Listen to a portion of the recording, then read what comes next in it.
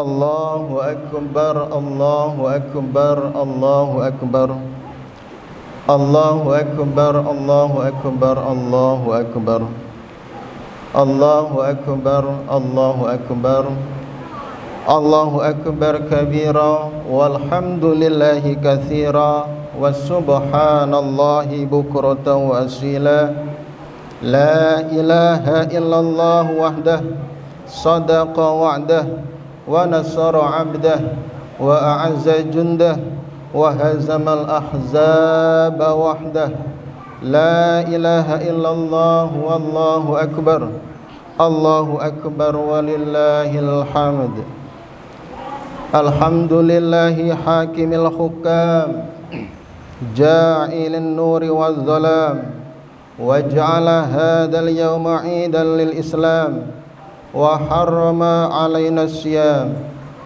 Asyhadu an la ilaha illallah wahdahu la syarika lah, alladzi amarna bi dhabihatil udhiyah li ajlil qurban, ittiba'an li sayyidina Ibrahim alaihi salam.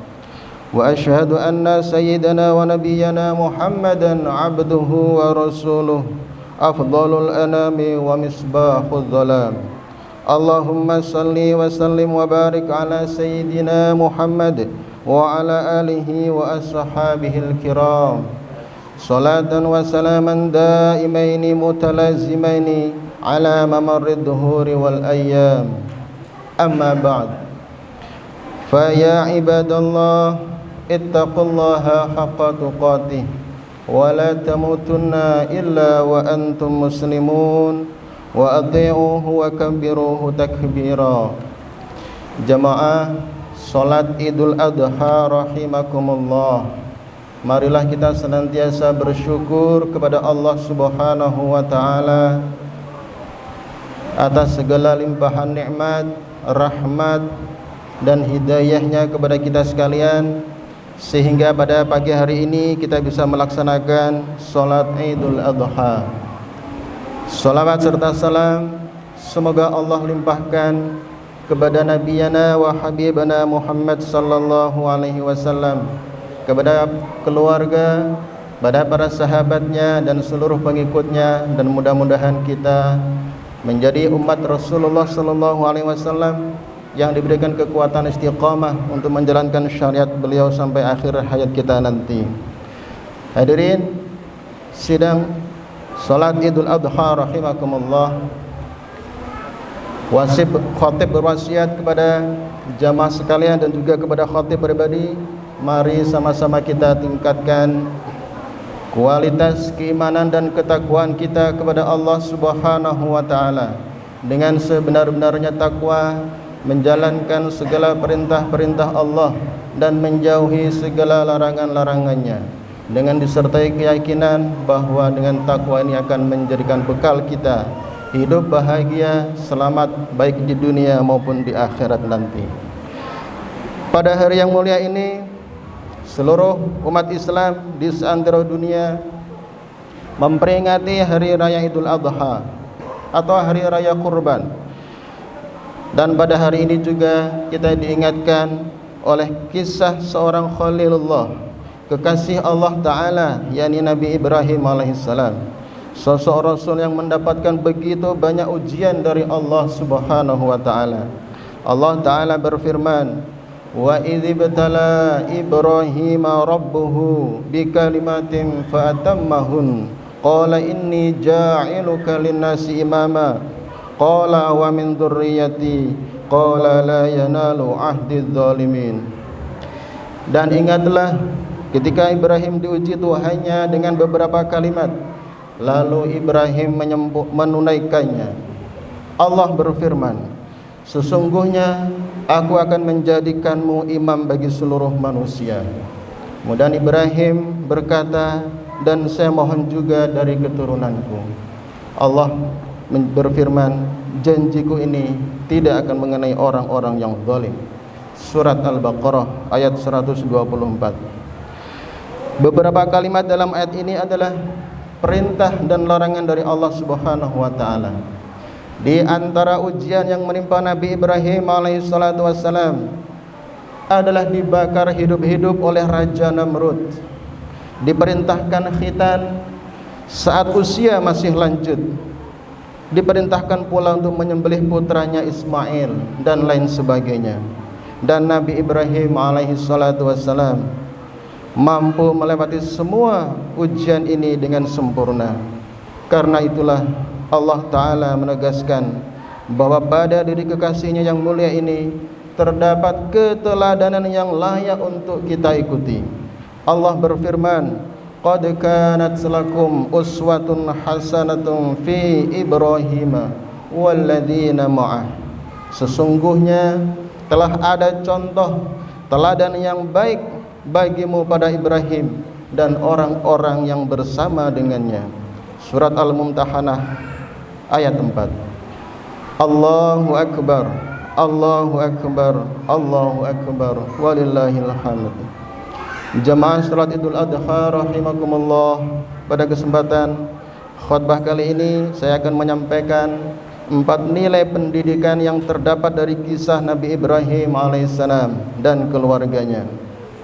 Yang pertama adalah senantiasa berdoa kepada Allah Subhanahu wa taala, tiada henti dan tiada putus asa. Nabi Ibrahim alaihissalam adalah salah satu rasul yang mendapat predikat ulul azmi, yakni rasul yang memiliki kesabaran dan ketabahan yang luar biasa. Berbagai macam ujian beliau terima dari Allah Subhanahu wa taala. Dan salah satu ujian yang menimpa beliau adalah belum dikaruniai anak sampai usia lanjut. Dalam kondisi seperti itu, beliau tidak henti-hentinya melantunkan doa kepada Allah Subhanahu wa taala seraya mengucapkan, Rabbi habli minas salihin.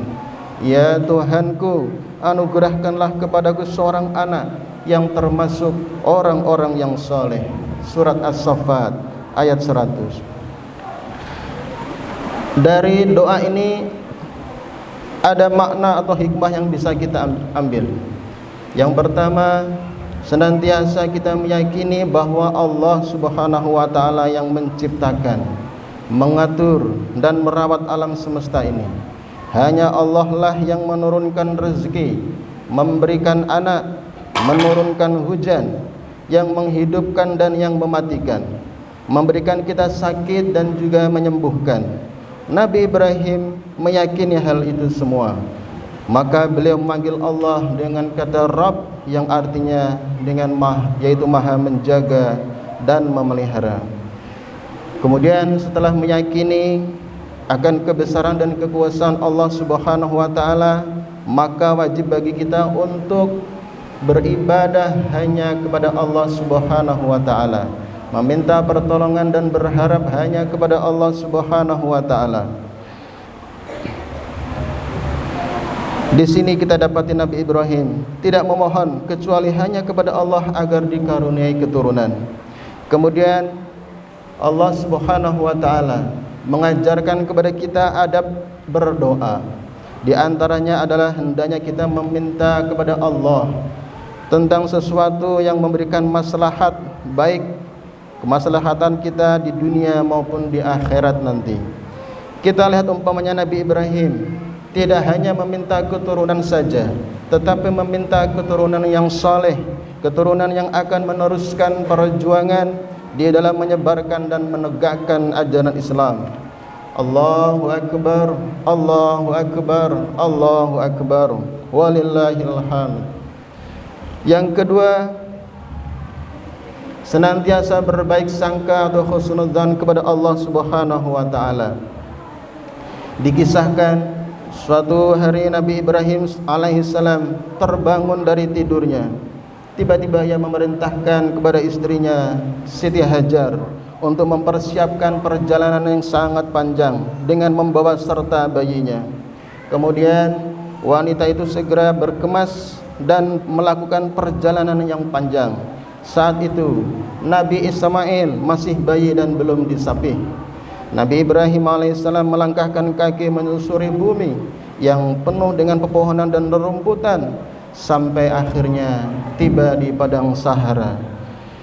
Beliau terus berjalan hingga mencapai pegunungan, kemudian masuk ke daerah Jazirah Arab.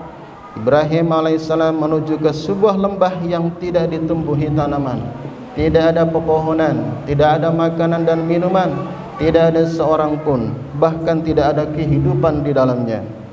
Di tempat itu Nabi Ibrahim alaihissalam turun dari punggung hewan tunggangannya, kemudian menurunkan istri dan anaknya.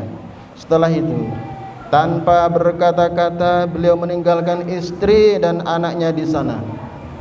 Mereka berdua hanya dibekali sekantung makanan dan minuman yang tidak cukup untuk 2 hari. Setelah melihat kanan dan kiri, Nabi Ibrahim melangkah meninggalkan tempat itu. Tentu saja istrinya Siti Hajar terperangah, terkejut diperlakukan seperti itu. Ia kemudian membuntuti suaminya dari belakang seraya bertanya, "Wahai Ibrahim, engkau hendak pergi kemana? Apakah engkau akan meninggalkan kami di lembah yang tidak ada kehidupan seperti ini?" Nabi Ibrahim alaihissalam tidak menjawab pertanyaan istrinya. Beliau terus berjalan meninggalkan istri dan anaknya. Siti Hajar kembali mengulangi pertanyaannya, tetapi Ibrahim alaihissalam tetap membisu. Akhirnya Siti Hajar faham bahwa suaminya pergi bukan karena kemauannya sendiri. Dia mengerti bahwa Allah lah yang memerintahkan suaminya untuk pergi meninggalkan dirinya. Kemudian ia bertanya, "Apakah Allah yang memerintahkanmu untuk pergi meninggalkan kami?" Nabi Ibrahim menjawab, "Benar."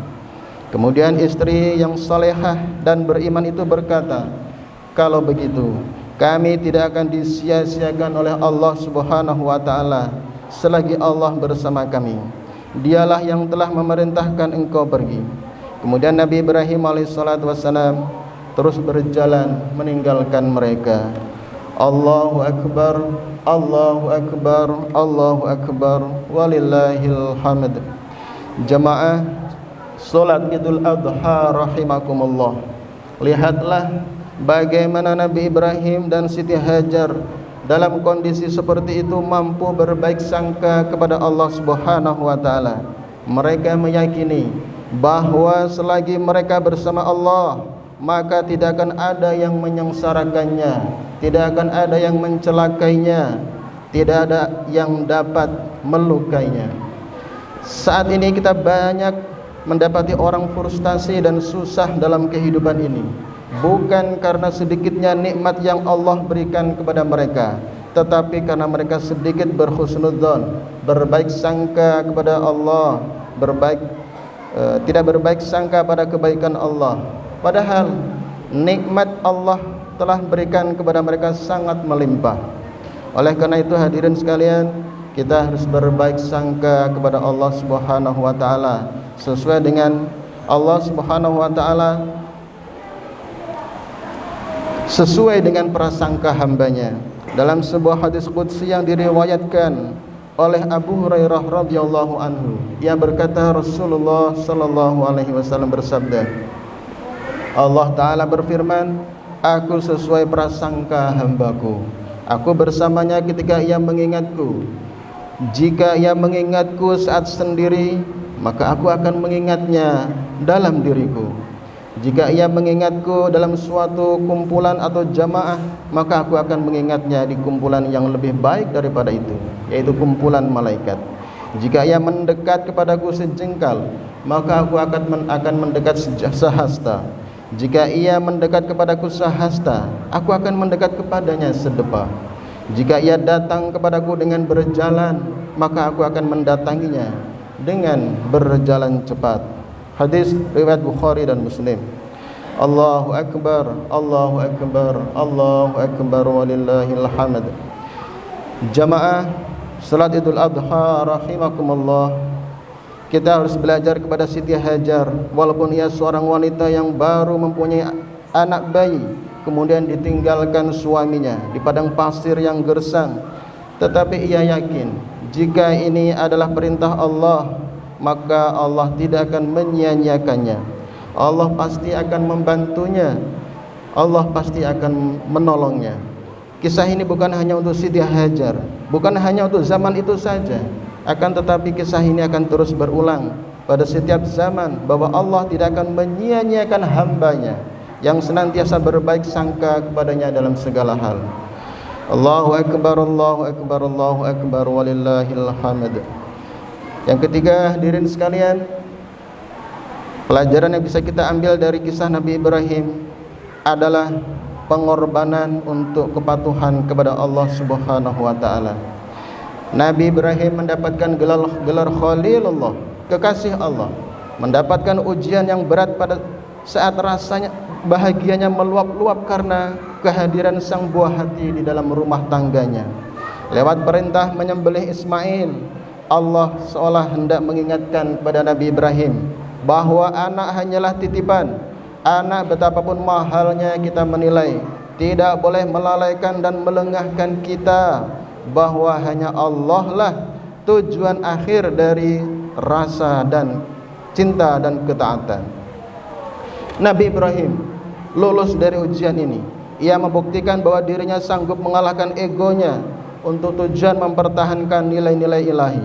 Dengan penuh ketulusan, Nabi Ibrahim alaihissalam menapaki jalan pendekatan diri kepada Allah sebagaimana makna kurban, yakni pendekatan diri.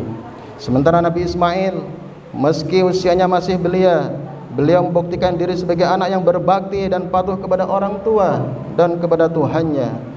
Dan yang menarik, ayahnya Nabi Ibrahim menyampaikan perintah tersebut dengan memohon pendapatnya terlebih dahulu, dengan tutur kata yang halus tanpa unsur paksaan. Atas dasar kesalehan dan kesabaran yang ia miliki, ia pun memenuhi panggilan Tuhannya. Allahu Akbar, Allahu Akbar, Allahu Akbar, walillahil hamd. Yang keempat adalah kita yakin bahwa kepatuhan, pengorbanan kepada Allah akan membuahkan keberkahan dan balasan yang agung. Seorang hamba yang sabar ketika diuji oleh Allah dan taat segala perintahnya serta pasrah hukum-hukumnya, niscaya akan mendapatkan balasan yang setimpal baik di dunia maupun di akhirat. Inilah yang diyakini oleh Nabi Ibrahim alaihissalam kala menghadapi ujian yang bertubi-tubi dari Allah Subhanahu wa taala. Dan di antara balasan yang diberikan Allah kepada Nabi Ibrahim adalah sebagai berikut. Pertama, mendapatkan pujian dan predikat dari Allah sebagai orang yang berbuat baik. Wa nadainahu ayya Ibrahim qad saddaqta ar-ru'ya inna kadzalika najzil muhsinin. Dan kami panggillah dia, wahai Ibrahim, sesungguhnya kamu telah membenarkan mimpi itu. Sesungguhnya demikianlah kami memberikan balasan kepada orang-orang yang berbuat baik. Surat As-Saffat ayat 104-105. Berikutnya akan mendapatkan rezeki yang melimpah. Allah Subhanahu wa taala berfirman dalam surat As-Saffat juga ayat 107, wa fadainahu bidzibhin azim. Dan kami tebus anak itu dengan seekor sembelihan yang besar. Nabi Ibrahim setelah pasrah penuh kepada perintah Allah, maka dia memberinya rezeki berupa kambing. Umat Islam yang mengikuti langkah Nabi Ibrahim alaihissalam di atas niscaya juga akan mendapatkan rezeki yang melimpah seperti kesehatan, kemudahan, kelancaran segala urusan, anak yang soleh, kemudian kemudahan dalam bekerja dan sebagainya. Nama dan perjuangan Nabi Ibrahim juga dikenang oleh generasi selanjutnya. Allah berfirman, wa tarakna alaihi fil akhirin. Kami abadikan untuk Nabi Ibrahim pujian yang baik di kalangan orang-orang yang datang kemudian. Perjuangan dan ketabahan Nabi Ibrahim telah diabadikan dalam Al-Quran yang akan dibaca kaum muslimin hingga hari kiamat dan ditulis dengan tinta emas dalam buku sejarah. Dengan sikap pasrah terhadap perintah Tuhannya, akhirnya Nabi Ibrahim menjadi panutan umat sepanjang zaman. Allah melimpahkan rahmat, keberkahan dan keselamatan kepadanya. Allah berfirman, Salamun ala Ibrahim, yaitu kesejahteraan dilimpahkan kepada Ibrahim. Selain itu, generasi selanjutnya juga akan selalu mendoakan Nabi Ibrahim dan keluarganya. Paling tidak 5 kali dalam sehari kaum muslimin di seluruh dunia mendoakan keselamatan dan keberkahan atas Nabi Ibrahim dan keluarganya. Tepatnya ketika di akhir salat, saat kita diperintahkan membaca sholawat kepadanya.